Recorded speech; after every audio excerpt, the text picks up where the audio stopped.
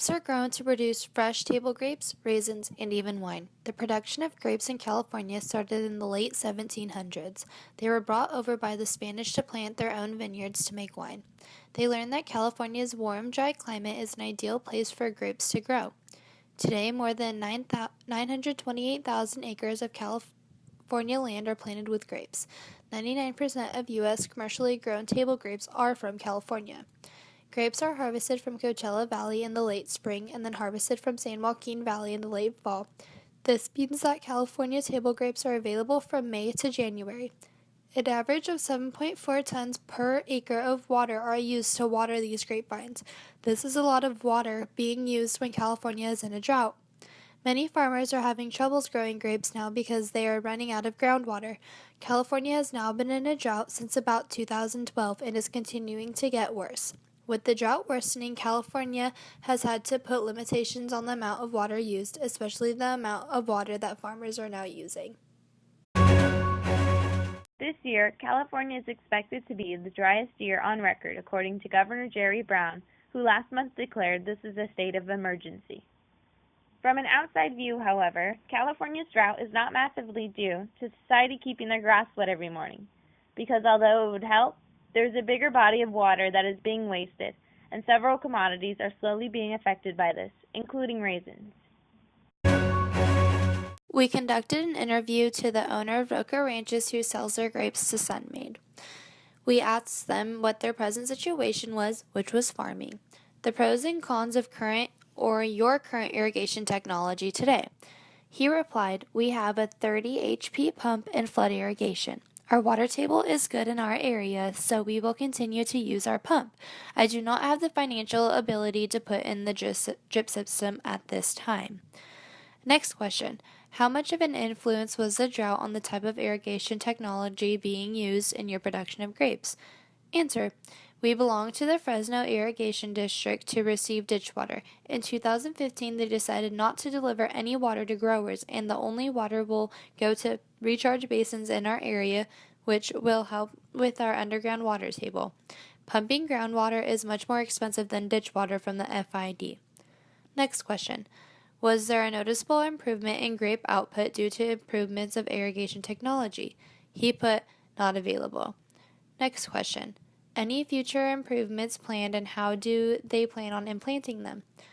Answer. We are actively looking into the drip systems and incentive programs for PG&E to reduce our water dependency on power usage.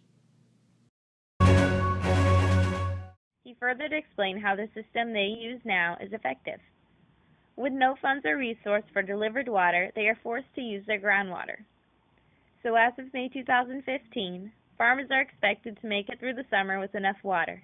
However, the water supply will be pumped from the ground and prices will rise. So, funding for the future implications would truly help the farmers' production to waste less money and water. Solutions. Number 1. Drip irrigation systems. The irrigation method that saves water and fertilizer by allowing water to drip slowly to the roots of plants, either onto the soil surface or directly onto the root zone, through a network of valves, pipes, tubing, and emitters. Number 2. Flood irrigation. The technique of flooding a field with water which will soak the soil and irrigate the plants. Number 3. Spray irrigation. The modern technique system of irrigating, which is the most similar to watering your lawn at home, using a hose that sprays out water in all directions. Pros and cons. The drip irrigation system can be the most efficient system out of the three. Water is sent through plastic pipes with holes in them that are either laid along the rows of crops or even buried along their root lines. Evaporation is cut way down and up to 1/4 of water used is saved, as compared to flood irrigation. Disadvantages of the drip system consist of the tubes used in drip irrigation systems usually will not last long due to the sun. Initial costs of the starting system can be costly. High skills are required in order for this to properly work.